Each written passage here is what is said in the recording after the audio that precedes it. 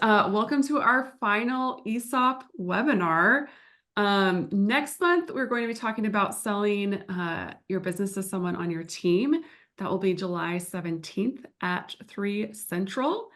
If you don't know me, I'm Megan Kendrick. I'm the owner and publisher of Spa Retailer and Pool Pro magazines that you see behind me. And our panelists, we've got Mark. Thank you for coming back again. Mark Stevens. He opened Georgia Spa Company in 2004.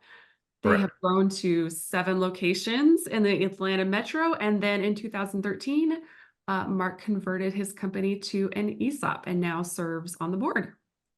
2023, Megan. Is that what did I not say 23? No, you said 13. You're Oh, wow. way. I'm really sorry. My brain and my 10 eyes years are not later, communicating. yes. That would be impressive. And then Philip Hayes, he is known as the ESOP guy, and he actually was the one who helped Georgia Spa become an ESOP. He's a succession planning partner with Berman Hopkins CPA and Associates, and he hosts a podcast about ESOPs, Journey to an ESOP and beyond. So we've got the ESOP expert with us here, and Jim Van Fleet. Jim, glad that you could hop on. Jim has been in the hot tub industry since 1993. He has an MBA in finance, and he announced that his company, Mainly Tubs, was converting to an ESOP in December of 2016. And Jim also serves on the company's board. And Mainly Tubs has grown to 7 stores across 4 states at this point. So thank you guys so much for coming on again. I really appreciate it. We've gotten really great feedback on these webinars. People have definitely appreciated hearing your stories and expertise. And today we're going to be talking about what happens once the ESOP papers are signed.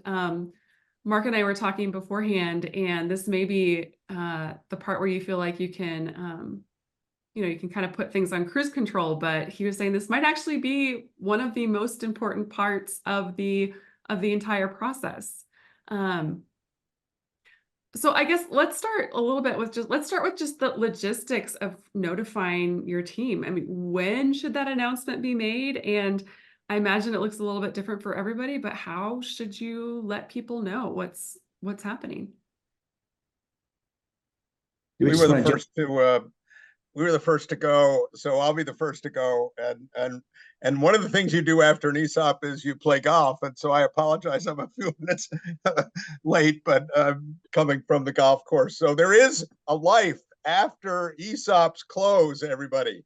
But Mark's so right about the diligence that's necessary. In our case, we announced it at the Christmas party because we closed at the end of a calendar year, and it was just very fun that I announced to everyone's surprise that the company had been sold.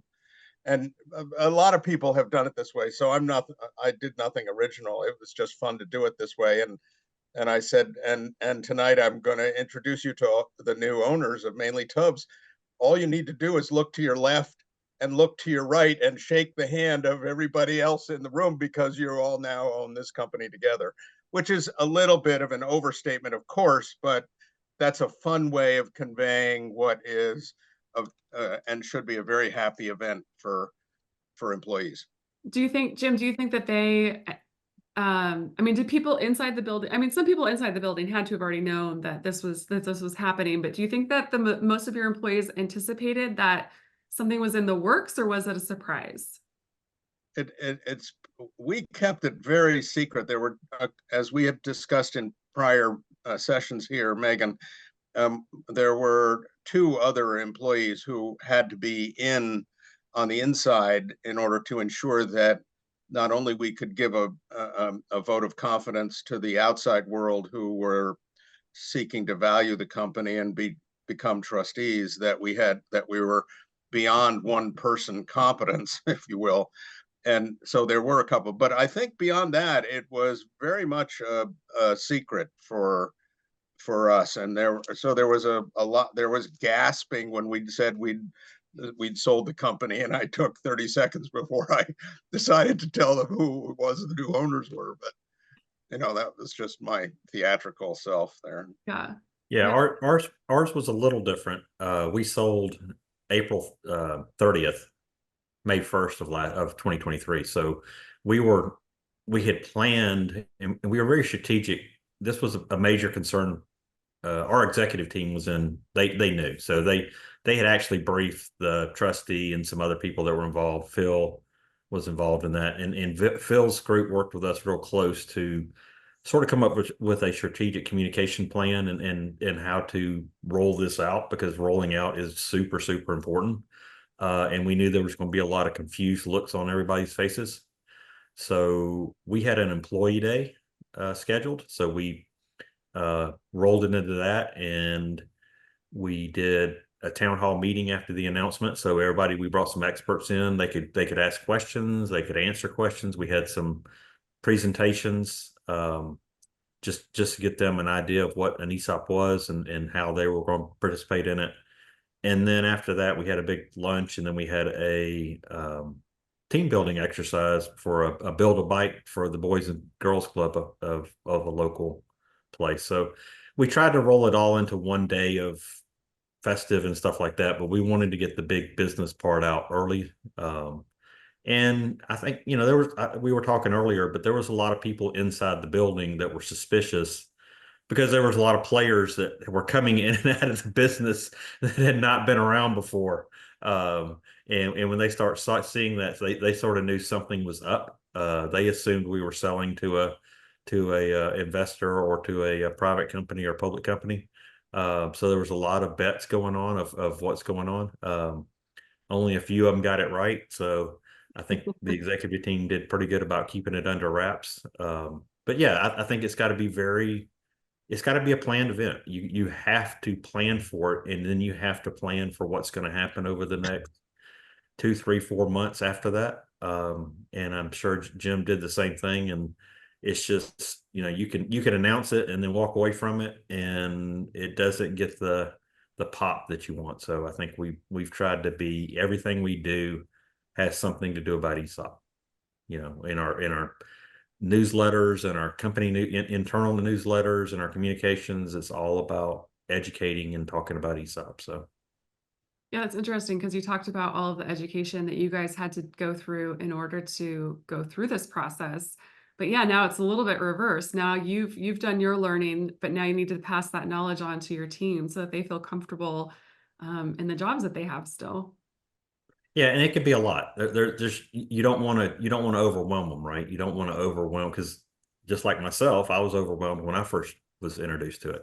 You don't want to overwhelm them, so you want to gradually walk them into it and talk about their roles and responsibility and how it's going to change or not change for them, and how it's a long-term thing to build wealth in their pocket, and they get a great benefit without having to put any equity up into it. So besides sweat equity, of course. Yeah. So Mark, you talked about having a plan for what the next 3-4 months look like after you've converted to an ESOP. Philip, I mean, what should that plan look like? And what should you plan for those months to look like, those crucial first months? Yeah, I think the thing is about doing advising on this issue. It's first off really important to understand that every culture in a business is different, right? And one of the reasons you do an ESOP is because you want to retain that culture. And I think the mistake that can be made is like, oh, this company should do it exactly like Mark or Jim did. You want to really understand the culture, and the person that does this for us, I mean, she gets to know the owners very well and what they're trying to accomplish. So for things that could be super creative, like there's some I've had rollout meetings where we've gone to a speakeasy and there was this kind of like huge party. They've gone to baseball games, and the announcement can be just kind of wrapped up in a lot of big fun, corporate fun, or, it might be more on the serious side. Like we have people that really need to understand this. I had a client who had half of their population of employees were Spanish speaking. So we had an interpreter. We had 2 big presentations, one for the English speaking, one for the Spanish speaking. And I think just really knowing that you've got to be customizing around good culture ideas. And we talk about creating a nice rollout meeting or a good pop at the beginning is really part of the goal. But I think the bigger goal is to create a communication strategy that's going to be long lasting, creative and frequent and innovative enough to keep people interested in this, to make sure it's not just, wow, that's great, and we go back to normal, that it's going to be, that's great, but now here's what's going to happen. I mean, I just have the benefit of seeing a lot of this done differently. You know, I've got like one client who they have a committee of people that aren't just talking about the ESOP. They're talking about things like, how do I help my employees create wealth, not just with the ESOP, but with other things. So I've seen it done so differently, and that's just really because every culture is different. The final thing I'll say is that I think the rule of thumb in the ESOP world is it takes normally about 3 to 4 years to really get what we're going to call the engagement from the ESOP, you know. And the reason that is kind of the rule of thumb is because it kind of generally takes on the participant statement cycles. Like my first participant statement shows me how many shares I got and what the value of those shares are. The second gives me the delta between the first and the second. So I'm starting to get a feel for the number of shares every year and the growth of those shares. And I think the biggest thing is that there is a lot to do between the first, second, and third participant statement that make a big difference to accelerate that. And so I think I would not want to say 3 years is the right number. I would say get this thing going as fast as possible. But you need to really get after it, and you can't ignore, like, you just can't get back to normal, right? I guess that's the main thing. Sure. Yeah. What are in these meetings? I mean, what are the typical questions that you guys hear from employees? I mean, what are the things that they're worried about? What are their concerns? What do they want to know? Yeah, one of the things, like I said, we did a town hall meeting, and we were smart enough to think that we wasn't the experts on it. So we brought in the experts, and they were able to answer questions, even some of the basic questions that we probably could answer just hearing from somebody outside the company that legitimized the process and what was going on was very important. But you know, they want to understand how their role is going to change, how it's going to impact them. You know, are they having to put money into this? Are they taking a personal risk? Are they not taking a personal risk? You know, how does it affect them? How are they going to get stock? When are they going to see their stock statements? And a lot of those are hard to determine. They were for us at first because, you know, you've got other players involved. You got third-party administrators and all these things that happen, even though we had just sold the company. So we knew the value, we knew the strike price of what the stock was going to be, but it takes time for them to put together those statements and then trying to explain those statements to your employees when they come out and stuff like that. So one of the important messages that we focused on very early on was so as to not create an expectation on the part of the employees that they were going to see instant riches from this, that this is a retirement plan. And so it should be thought of not unlike your 401k plan. This is a supplemental retirement plan in which the harder and smarter that you work, the better likelihood that the company will succeed and your retirement assets will go up.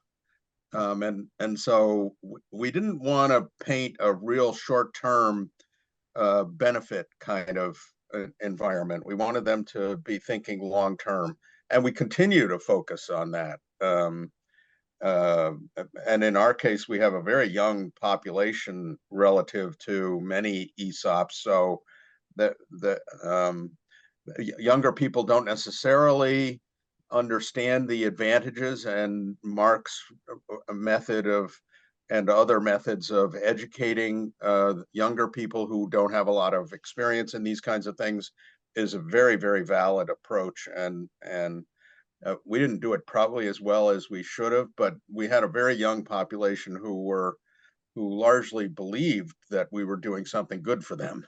and that always helps to have a positive aura around this, you know? Yeah. Yeah, you're kind of coming right off like the culture that you guys have built, right? Trust. They already trust you guys. You already done the right thing by them before. Right. I think that makes a big difference when they're looking at the ESOP, because I think if you're coming out of the gate with that positivity, then they're like, hey, I don't know and understand all of it, but I do trust you guys. We did a presentation to the NCO And one of the things that came up in this conversation, talking about the communication is whether it be something you do, this is dangerous, but it's also, I think, helpful to think about, is graphically showing the potential for the value of that stock going out on like a bar chart and saying, hey, I'm a average employee at the company, and just caveat it with like, this could be completely based on assumptions, right? I mean, if we hit our numbers, if those are all the case, then you could put a bar chart saying, well, the value of my plan in 5 years could be this. The value of my plan in 10 years could be that. I think that's helpful for people, because I think in their heads, it's hard, especially if they're not finance people, it's hard for them to kind of quantify this in comparison to the additional benefit of a 401k. That can really stimulate, but the dangerous part is like, hey, you said we're going to get this much money. So you've got to be like full disclosure, because you don't want to create that either, because that would take away all the trust you. We just caveat it with Berman Hopkins is standing behind these numbers, and if we don't make them, then Berman Hopkins is making up the difference. We just tell everybody that they're good with it, Bill. Call Phil Hayes. He's the reason why you didn't get your money. Right. And Phil lives at this address. Yeah. Like, okay. And I had people say like, and this is mature plans, like, hey, I left the company, I retired. How are you communicating those retirements? And that's kind of early for you guys, but ultimately some people are going to be retiring and they're going to be able to tell the story. Like, and I think that has a lot of weight to it when you get down to it. Because it comes down to, this is, like Jim said, this is a tremendous once in a lifetime opportunity for these people. And I would hate for them to leave and be like, I'm walking away from a free benefit and go to a job for 50 cents more an hour, when they could build all of this value, and their families will benefit, their kids, their grandkids are going to benefit from this. That's how significant I believe it is. Yeah. You talked about people retiring, and what does it look like though? I mean, Jim, you said you had a young population, but how does it look different for older employees who maybe are closer to retirement or looking to retire in the next 1 to 2 years? What does an ESOP do for them, or is there not as much benefit if you're kind of at that stage in life? Well, mechanically, if you hit retirement and you haven't gone through the full vesting period, you're immediately vested. So there are some benefits, and we only have 3 retirees. I'm one of them. But the impact is for those people who are we have 2 people in their early 60s, and they've been with the company a long time though. And so I think we've given them, as a benefit, we give all employees access to a financial planner at no cost. And we know that the financial planner that we provide understands even the nuances of ESOPs. And so they're careful in providing accurate advice about that, because in the early onset, it depends on the success of the company, of course, and what happens to the underlying stock. And we were fortunate enough so that our compounded annual growth rate even exceeded what we had put in our model to the trustee at closing. So we were able to show a substantial increase in stock value that took many of those plans above the value of their 401k accounts. And so that became known by the older people, would let the younger people know that was happening, in the hope and anticipation that the younger people would see that it could happen for them too. So it's all predicated, of course, on the long-term success of the company. But to the extent that they all understand their own enlightened self-interest now to make the engine run as smoothly as it has, and it will benefit themselves and to do so, I think it's worked pretty well that way. But we didn't have a lot, so my experience is limited here, and I had other things going on in the structure of our transaction, so that wasn't quite as important to me as other performance things. Yeah, and I think we're not even close to that yet. So we just stepped our toe into this, but you do have to plan for people exiting the plan, people retiring people, when when does that look like? And even if they're not fully vested, but how's that going to impact the plan and stuff like that? So there's planning there for that. So how that looks in later years. Um, so we're not there yet, so we'll see. Okay. I would say one thing I always tell people is, just generally speaking, we think about this, the younger people are going to benefit more the longer they're in the company. So this is a compounding nature of things. When you compare this to something like, now, if somebody's been there for 20 or 30 years, you want to give them as much as you possibly can. But the reality is most companies, when they start and they're founded and they start building value, that takes 10, 15, 20, 30 years for the owner to create value. And it's the same thing for these employees. It takes time to build value in a company. And unfortunately, it can't always be perfect for every demographic. And I always like to be super transparent. If somebody's ready to retire in a couple of years and we're doing an ESOP right now, I'm just going to say, look, I'm sorry, that's not going to really help them. I mean, I'm not going to beat around the bush and say it's something it's not. It's not going to. But maybe there's other things that the company's doing for them that will be helpful, Sure. to carry that out. Sure. Yeah. Mark and Jim, you guys were, like you said, you're probably the closest people to retirement age in your companies. That's usually how it works out, right? The owner is typically the one. Thanks a lot, Megan. Thanks for been in it the noticing longest. Sorry, guys. Well, but I mean, what does your guys' life look like once once you sign on the dotted line and you've sold? Because I mean, we've talked about previously, this is a off ramp and not a cliff. So you still have some involvement, but I mean, how does your life and days change? This was probably the question I thought about most when you talked about doing this seminar was, and it's going to look different for everybody, every ESOP, right? Every owner, every seller. A lot of it depends on the team you put in place and how you want to function with that team after the sale. Jim runs his board. I have a board that I run, but we function differently. He does his a certain way. I do mine a certain way. He interacts with his executive team a certain way. I interact with my. So a lot of that depends, but it also depends on the team. If you do your due diligence prior to the sale and you have a good team in place, like Jim did, like we're fortunate to have done also, it can look very different than if you're still trying to put pieces in place after the sale. And I have heard of people doing that, having to still work. And it also depends on what you want your personal life to look like. If you still want to go to work every day and participate and do stuff, there's an opportunity to do that. If you don't, if you want to just run the board of directors and look at more strategic level and that kind of thing, there's opportunities to do that. So I think it varies a lot. I still am involved probably once or twice a month, just helping through stuff. But other than that, I mean, it's a quarterly thing and a strategic thing.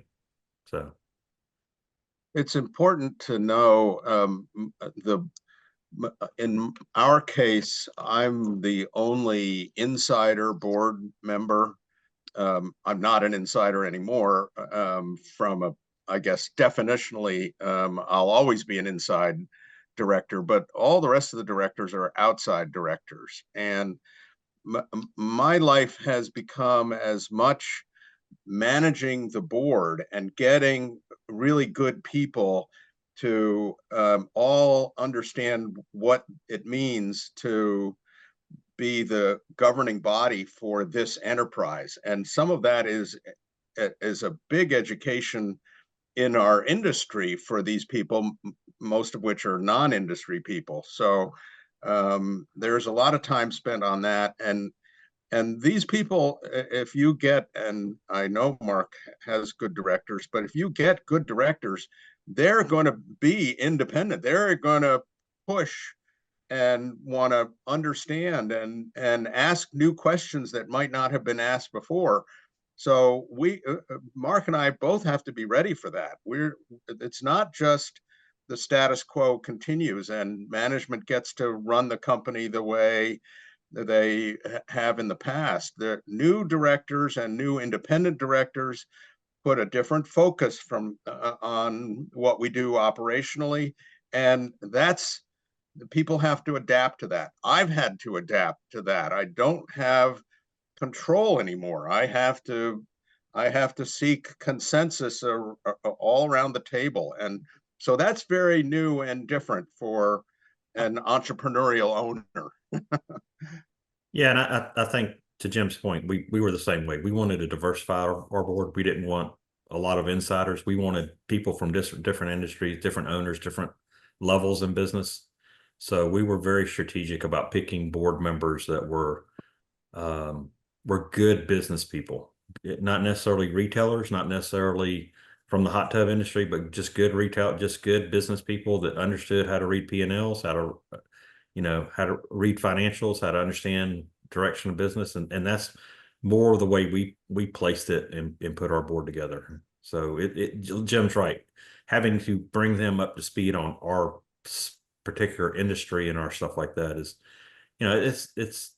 they jump in, they read the reports every month, they do all their due diligence, and they come prepared to discuss things and ask hard questions. And when the executive team comes to the board to ask certain things, we don't just rubber stamp it and send them on their way. We ask how it's going to affect the long-term strategic outlook of the company and how this is going to impact the bottom line. So we try to stay on that. What kind of control or power, I guess, does the board have? Is that different depending on for every company how it's structured, or are there certain things that they I'm going to say total. I'm going to say in total 100% ESOPs. Philip, maybe you can enunciate here, but in 100% ESOPs, they have full and total control. And but there are partial ESOPs too, and so some people view control differently, and some boards have probably not many boards have a majority of employee participants, but in our case, our board has no employees purposefully.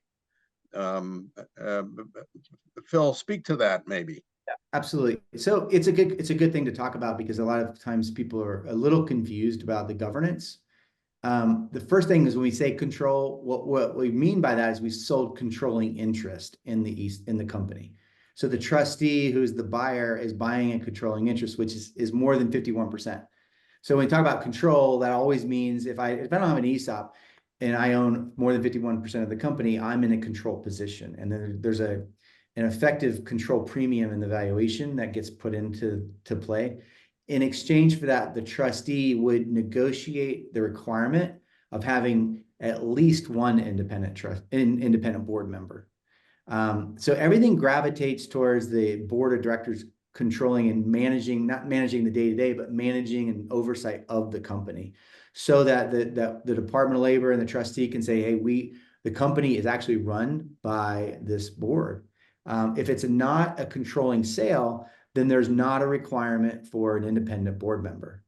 Now, what Mark and Jim have done, honestly, is honestly just across the ESOP space is probably a little more of a rarity. Most of the time, the companies, when they start out, they would maybe add one independent to the existing board, that they would place the shareholders who sold their stock, and then have maybe one independent, maybe two, but mostly it's usually one to start out.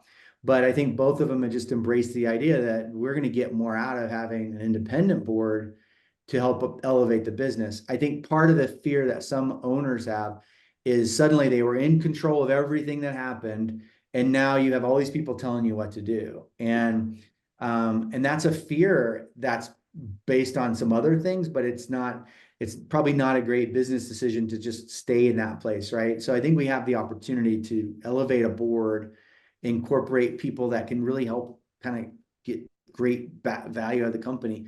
But it's really not always the case, but the true requirement is at least one independent. So it's really a matter of who that person is. I know some people, when we say independent, like, who is that? It's three things: not a family member, not an employee, and not somebody like that you've paid as an advisor for other things for like the last 12 months. As long as they're that, then the trustee is going to be like, right, that's independent. Now, some trustees are going to be more formalized, interview that board member before we put them on there. And some are less formal and say, hey, that person works for us. But ultimately, the trustee is going to appoint the board and be okay with that. So, Jim and Mark, I mean, was it hard to give up some of that control? I mean, you did this to yourselves. So on the one hand, you wanted this, but that's still, I mean, you built this business, you grew it. Is it hard to have other people saying, yes or no? I don't think so. I mean, I have full confidence in our executive team that I'd put together over the last 5, 6 years that I thought, like I'd said in one of the previous Zoom calls, was that I wanted to be an absentee owner. This was not set up to be a ESOP sale. And by putting those pieces in place, it just fell into place that way. But so yeah, I felt real confident that I could step away and with some guidance and looking at, the bigger picture, help them achieve what they want to do. So I don't think I've had as much of a problem as I thought I would, because, this is my fourth business and I've always had my fingers in the pot at some level, probably less so in the last few years with this business, but yeah, micromanaging in my early years was a issue. So I'm not that person anymore. And in my case, my transaction was structured such that, and this was probably a result of the outside independent people looking at our business and saying, gee, this seems to have an awful lot to do with this guy.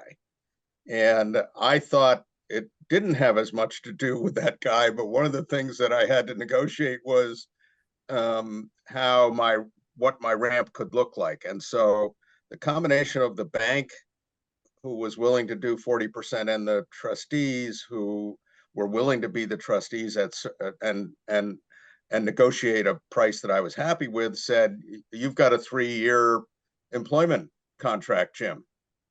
And that I was okay with that, because I wanted a very gradual out, and I still felt as if I had a great team, but they needed to, in order to be really great, they needed my mentorship more actively for a period of time.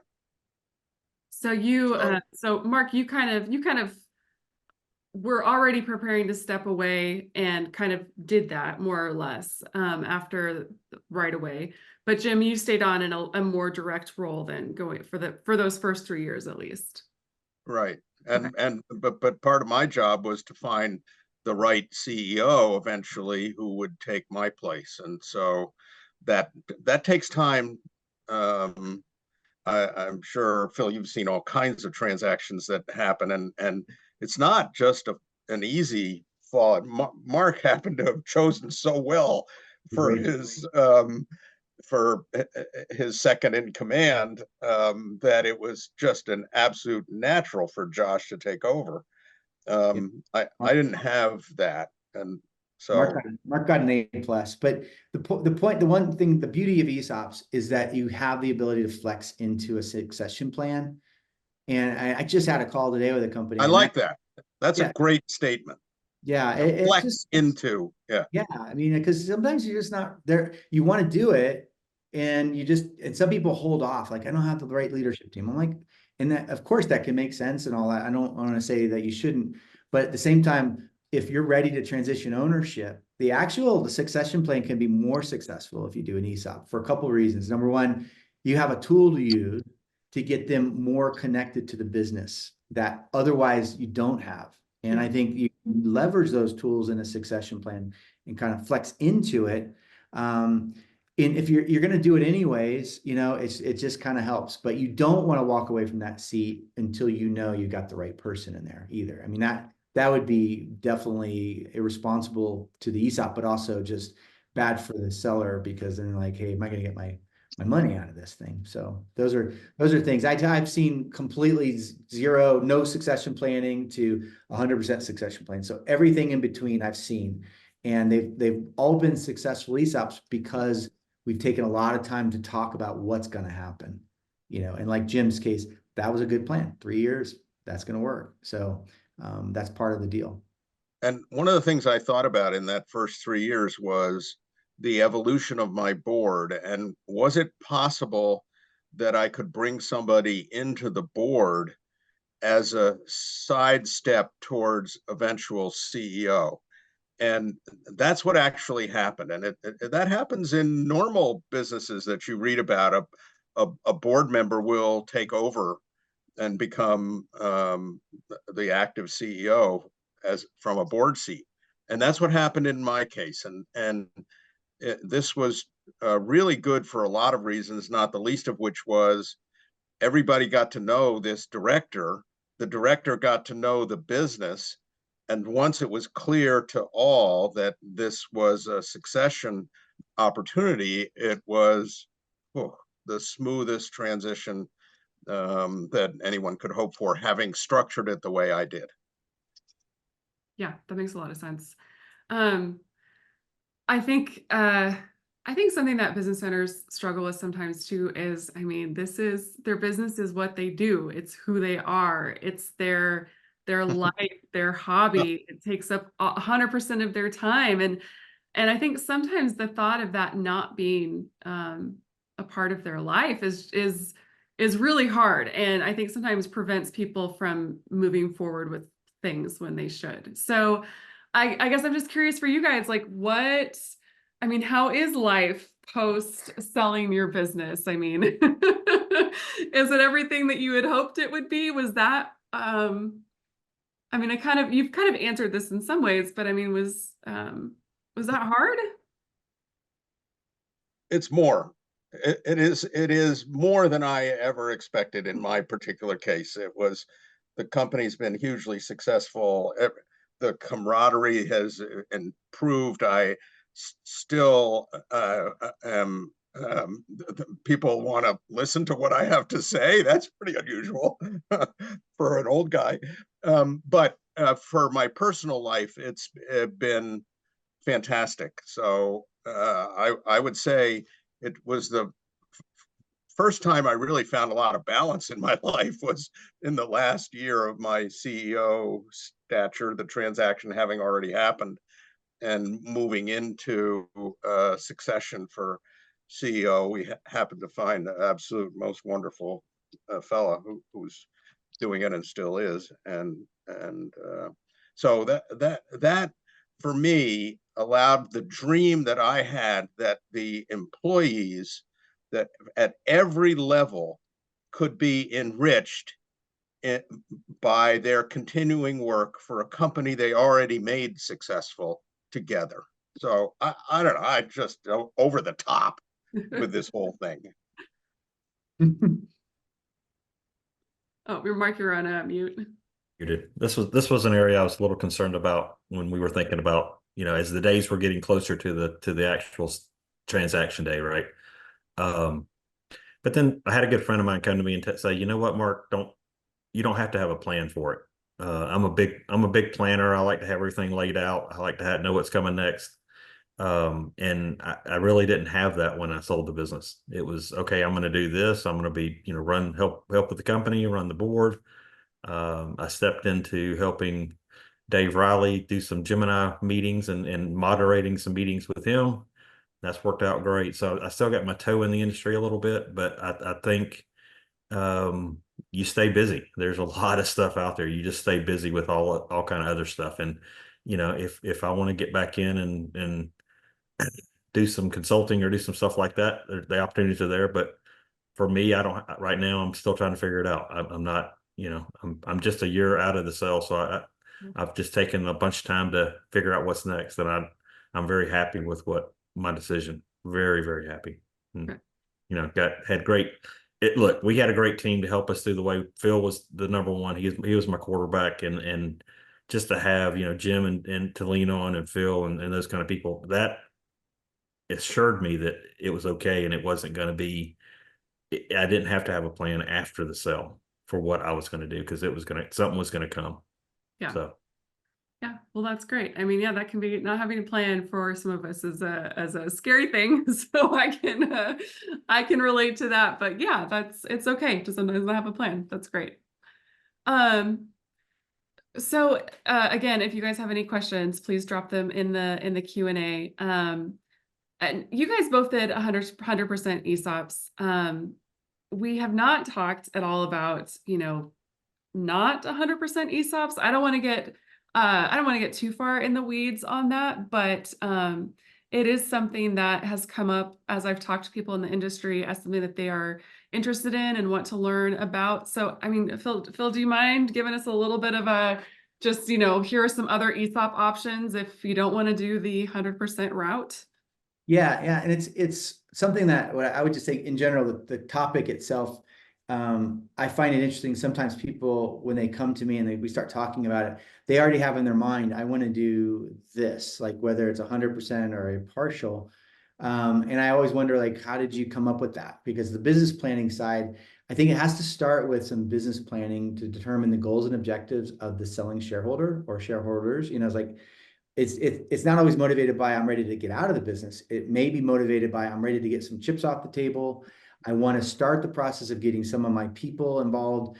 And if that's the case, if I've got a lot of ESOPs where I've done like, there are 45, 50-year-old people saying like, I'm ready to do some type of partial. And I'm asking questions for them to vet out their goals and objectives to make sure, hey, this would work if we did it this way.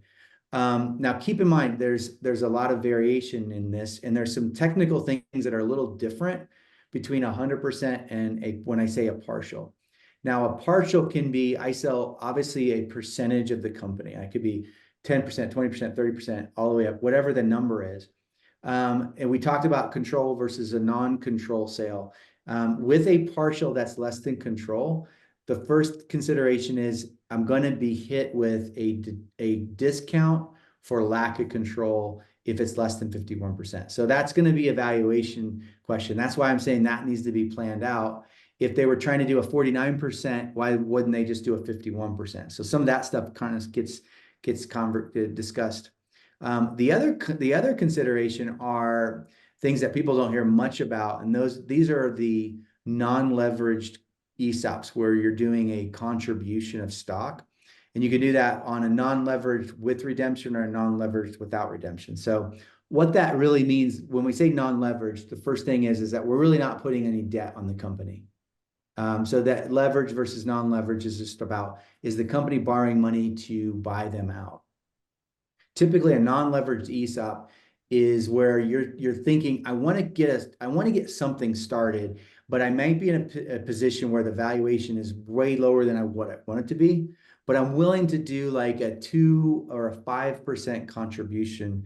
So the way it would work is the owner says, look, I'm going to put 2% of my stock into the plan, and all I'm going to do that year is create an ESOP plan, put 2% in there. I get a deduction on that. Whatever the value of that 2% is, I'm going to get to write that off on my taxes. And that gets us started. Now, to say that that is the same as 100% employee-owned company, it's really not, but it does we are giving 2% of stock to the employees immediately under that. So we can start having these employee ownership conversations right out of the gate. And I don't have to wait to get to my value where I really want to go. And so there's strategy behind that I think is interesting and honestly can be really effective to take advantage of some of the financial tax benefits as well as building the culture of an employee-owned company. I've got one we did that for. Every year they give about 2% away into the ESOP, and they get the deduction. And at some point we're gonna do the first tranche of stock, and then we're gonna do the next and all that. So I've done some where we started with 5 and we did 95% sales. So there's a lot of options. The one thing I would say is you want to do your homework. You don't want to jump in and do a non-leveraged or whatever without really fully understanding the commitment you're making. Because once the employees start getting some stock, then on a partial, I think you need to have a 10-year game plan and work that out with your advisor. Like figure out where you're going with this. Don't do that and be like, oh, I don't think I want to do it anymore, because now you've created an expectation in your employee group that can erode trust, So, but those are things are I think they're interesting, but everything you do just needs to be planned out accordingly. Okay. All right. Well, that is good to know. Yeah, that's a question that has come up a few times as we've been going through this is it all or nothing? Exactly. All are there any other topics you guys don't think we've covered very well as far as ESOPs across, all three of these webinars? I know we've talked about a lot of things. I have learned a lot. So we don't have any questions. So I guess I'm giving you guys the hardest question of what have we missed? Well, I would say this. I would say I don't think I can speak for Phil and Jim here. Is anytime somebody wants to reach out, we're available to talk. We're all passionate about this. Um, Jim has lived and breathed this for what, 8 years now. Yeah. Phil's been into it much longer than that, and we're here to help. We're here to help anybody with any kind of question or help them, guide them in the right direction. But I think it just starts with getting with the right people and seeing if it takes you down the right path. And that you're talking about a lot of different ways to sell a company. This is something that our industry didn't even look at 10 years ago, didn't even consider ESOPs. And now, more and more starting to happen. There's public companies buying into the industry. There's private equity buying into the industry. So there's a lot of different options out there. But know your options, because they all have their advantages and disadvantages. And I think that's the biggest thing. Don't let an ESOP be a hurdle just because you don't understand the particulars. Get with the people that understand it, that can coach you through it. I mentioned in one of the prior sessions that I had a mentor, a CEO of an ESOP company, who took me under his wing. He became one of the first independent directors for my company once we converted, but he spent an incredible amount of time with me at no cost whatsoever, just because he was passionate about it. And so he's instilled in, for me, the same sort of pay it forward ethic, and so what Mark says is absolutely true. I'm happy to chat with anybody about the subject. There's no charge. You've got to find me when I'm not on the golf course or the sailboat, but that's another matter. And I would say this, and I'm going to toot Phil's horn a little bit here because I know he won't.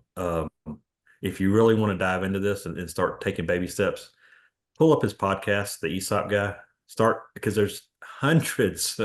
I don't know where he gets all the spare time.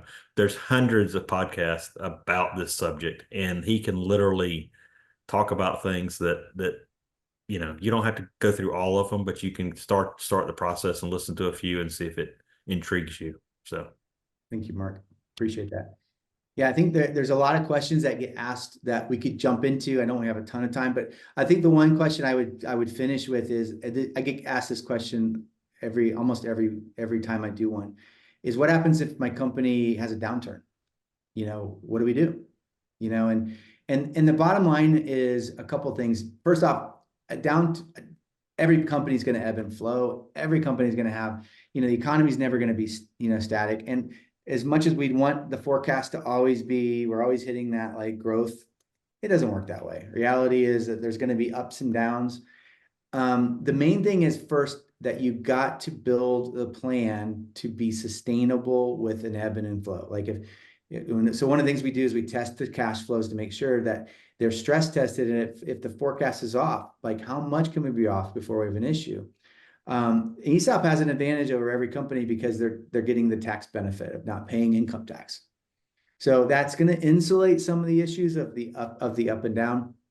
But the bottom line is, any company can go out of business any day. So you whether they're an ESOP or not an ESOP, it doesn't mean you shouldn't do it. It just means you need to plan for what's going to happen and make sure you have got some flexibility around managing through downturns. You have to kind of think like, I guess like a banker thinks, right? Like everything's going to go bad, and what happens in the event that happens. What we never want to do is have like a company go out of business because we did the ESOP. It's not going to go out of business because we did the ESOP, not because we did it, because maybe some other people overvalue an ESOP. But the reality is that you got to deal with succession and exit planning issues, right? I had the one that I had that this last year was like, it was a 91-year-old, and we did 100% ESOP.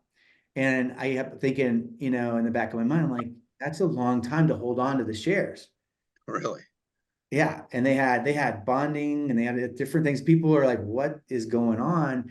And there's a big story behind that. But the point is like, don't hold on to it. Like you got to do something, right? Because there's inherent risk to the company. And don't use the potential downturn or something like that. You just got to get good people to help you work through that. And that was like, yeah, that was a really interesting one that we had, but it's really important to manage through like those types of things. The other thing I would leave everybody with is don't do too much bank financing. There's a tendency to want to get out immediately.